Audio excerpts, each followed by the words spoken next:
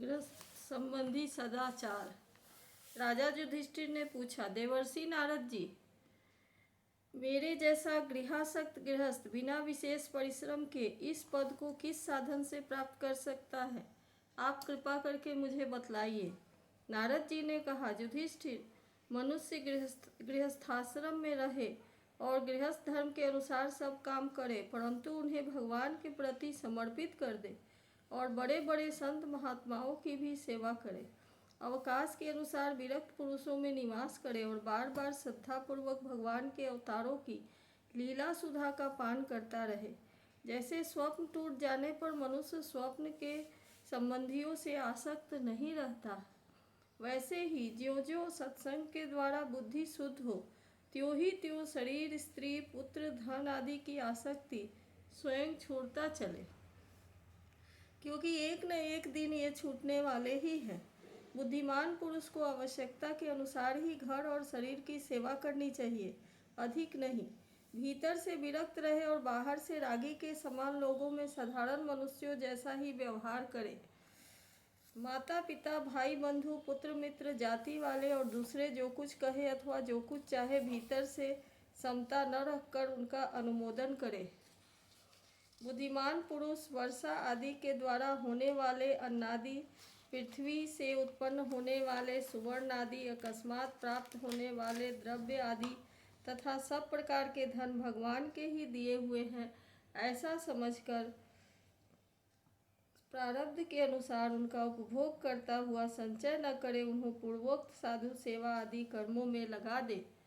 मनुष्यों का अधिकार केवल उतने ही धन पर है जितने से उसकी भूख मिट जाए। इससे अधिक संपत्ति को जो अपनी मानता है वह चोर है, उसे दंड मिलना चाहिए। हरिण, ऊंट, गधा, बंदर, चूहा, सरीसृप, रेंग कर चलने वाले प्राणी, पक्षी और मक्खी आदि को अपने पुत्र के समान ही समझे। उनमें और पुत्रों में अंतर ही कितना है। गृहस्थ मनुष्यों को भी धर्म, अर्थ और काम के लिए बहुत कष्ट नहीं उठाना चाहिए, बल्कि देश काल और प्रारब्ध के अनुसार जो कुछ मिल जाए उसी में संतोष करना चाहिए। अपनी समस्त भोग सामग्रियों को कुत्ते, पतित और चांडाल पर्यंत सभी प्राणियों को यथा योग्य बांटकर ही अपने काम में लाना चाहिए। और तो क्या, अपनी स्त्री को भी, जिसे मनुष्य समझता है कि यह मेरी है, अतिथि आदि की निर्दोष सेवा में नियुक्त रखे। लोग स्त्री के लिए अपने प्राण तक दे डालते हैं, यहाँ तक कि अपने माँ बाप और गुरु को भी मार डालते हैं। उस स्त्री पर से जितने अपनी ममता हटा ली, उसने स्वयं नित्य विजयी भगवान पर विजय प्राप्त कर ली। यह शरीर अंत में कीड़े, विष्ठा या राख की ढेरी होकर रहेगा। कहाँ तो यह तुच्छ शरीर और इसके लिए जिसमें आसक्ति होती है वह स्त्री, और कहाँ अपनी महिमा से आकाश को भी ढक रखने वाला अनंत आत्मा। गृहस्थ को चाहिए कि प्रारब्ध से प्राप्त और पद यज्ञ आदि से बचे हुए अन्न से ही अपना जीवन निर्वाह करे। जो बुद्धिमान पुरुष इसके सिवा और किसी वस्तु में स्वत्व नहीं रखते, उन्हें संतों का पद प्राप्त होता है। अपनी वर्णाश्रम विहित वृत्ति के द्वारा प्राप्त सामग्रियों से प्रतिदिन देवता, ऋषि, मनुष्य, भूत और पितृगण का तथा अपने आत्मा का पूजन करना चाहिए। यह एक ही परमेश्वर की भिन्न भिन्न रूपों में आराधना है। यदि अपने को अधिकार आदि यज्ञ के लिए आवश्यक सब वस्तुएं प्राप्त हो, तो बड़े बड़े यज्ञ, अग्निहोत्र आदि के द्वारा भगवान की आराधना करनी चाहिए। युधिष्ठिर, वैसे तो समस्त यज्ञों के भोक्ता भगवान ही हैं, परंतु ब्राह्मण के मुख में अर्पित किए हुए हविष्यान्न से उनकी जैसी तृप्ति होती है, वैसी अग्नि के मुख में हवन करने से नहीं। इसलिए ब्राह्मण, देवता, मनुष्य आदि सभी प्राणियों में यथा योग्य उनके उपयुक्त सामग्रियों के द्वारा सबके हृदय में अंतर्यामी रूप से विराजमान भगवान की पूजा करनी चाहिए। इसमें प्रधानता ब्राह्मणों की ही है। धनी द्विज को अपने धन के अनुसार आश्विन मास के कृष्ण पक्ष में अपने माता पिता तथा उनके बंधुओं, पितामह, मातामह आदि का भी महालय श्राद्ध करना चाहिए।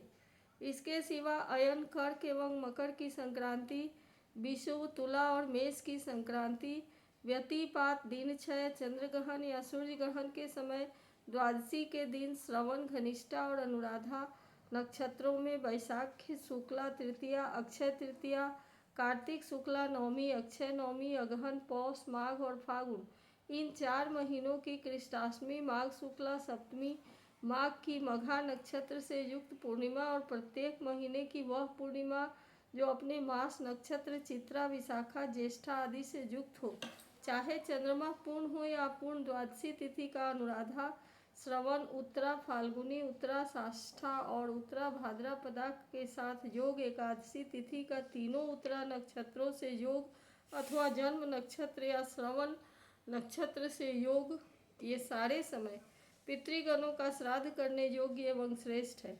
ये योग केवल श्राद्ध के लिए ही नहीं सभी पुण्य कर्मों के लिए उपयोगी है। ये कल्याण की साधना के उपयुक्त और शुभ की अभिवृद्धि करने वाले हैं। इन अवसरों पर अपनी पूरी शक्ति लगाकर शुभ कर्म करने चाहिए, इसी में जीवन की सफलता है।